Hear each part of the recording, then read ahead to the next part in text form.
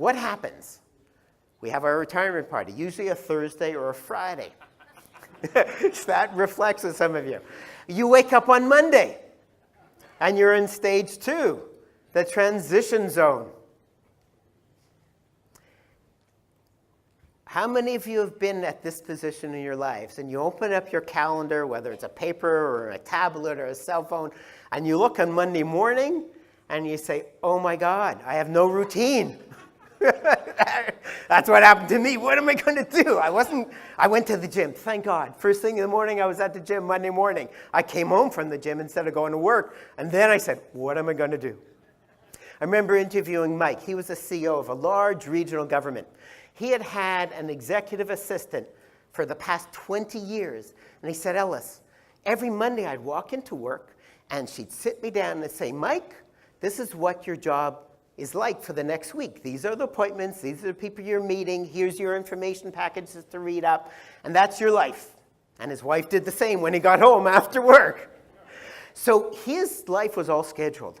He said, Ellis, when I retired, I couldn't believe what happened. I was still on the board of the United Way, the local United Way. And one day, the executive director calls me up and says, Mike, I just want to remind you, I'm calling all the board members. Next Wednesday, at the Holiday Inn at 1 p.m. is the launch of our annual fundraising campaign.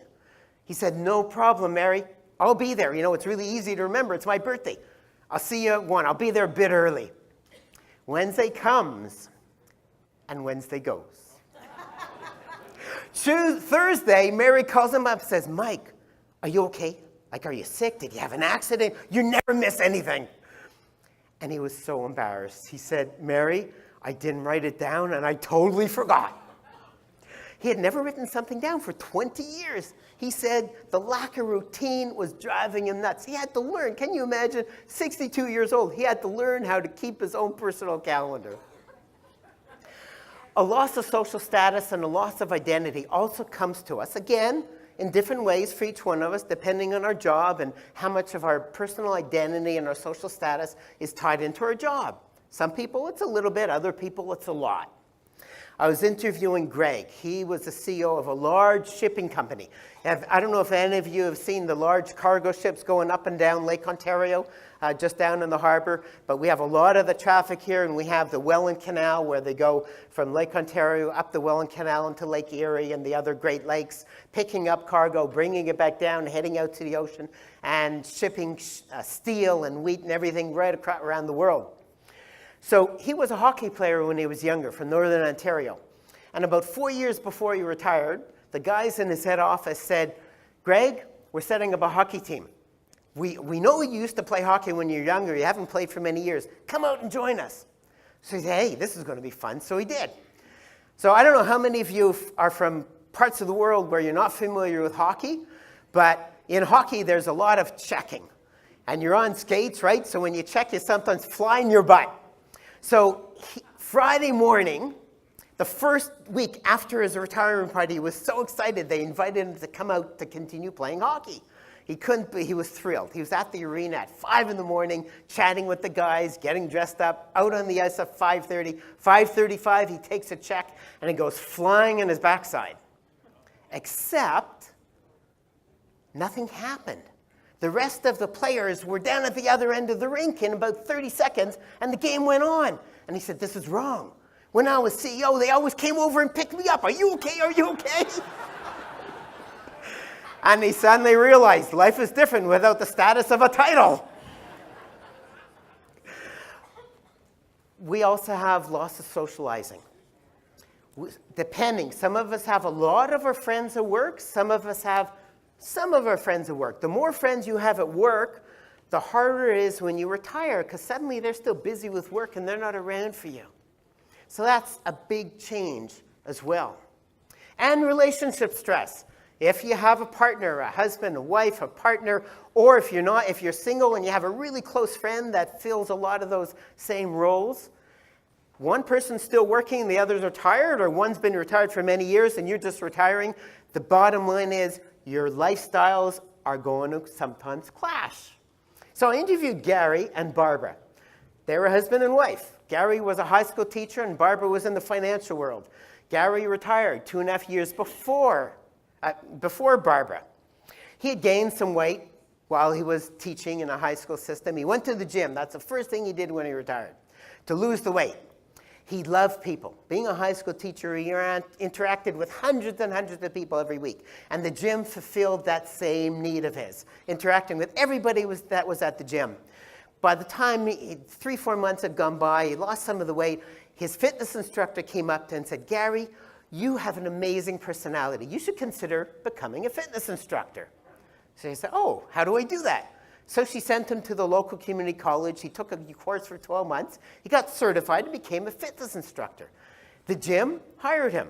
So in the mornings, he went there 4 or 5 days a week, and he was teaching fitness. And in the afternoons, he had a half a dozen other activities he was involved in. Okay, you remember I said Barbara was still working. 2.5 years later, Barbara retires. Her first day at home, Gary's off at the gym at 6 in the morning.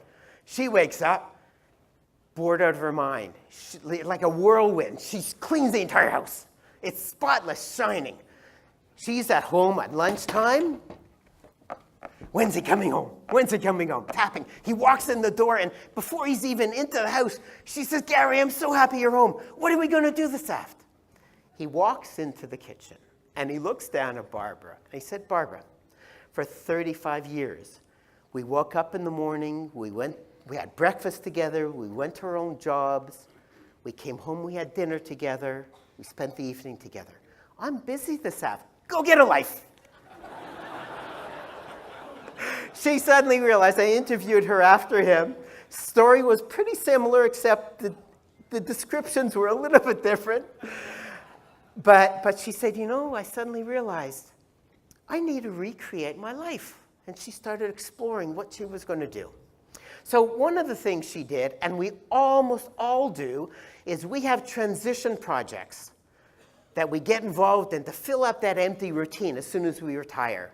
Transition projects might have to do with painting the house, or cleaning up, or gardening, or getting out the boxes of pictures in the basement. Our kids won't have that, they'll be digital, but we still have those boxes of pictures, putting them to photo albums, taking that trip around the world, golfing for a summer. We all have a transition project. When the transition projects end, usually 2, 3, 4 months, we still have that empty calendar and that empty routine, and we start getting antsy. So we start doing what I call a personal inventory. Everybody described it a little bit differently, but almost everybody went through it. We start thinking about what are the things outside of work that we really enjoy doing, but we didn't have enough time because we're so busy with work and family.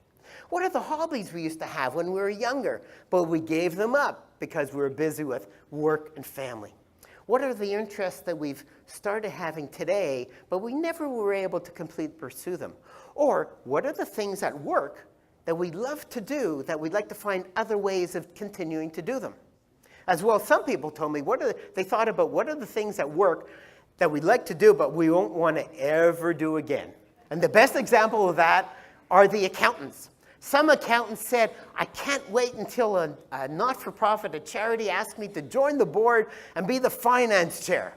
Other accountants said, when people ask me to join a board of directors for a not-for-profit, I said, I'd love to, as long as you never, ever, ever, ever ask me to look at a spreadsheet in my time on the board. They had looked at it for 30, 35 years, and they didn't want to do finances again. So we all think about what are the things at work that we'd like to carry on in the third chapter of our lives.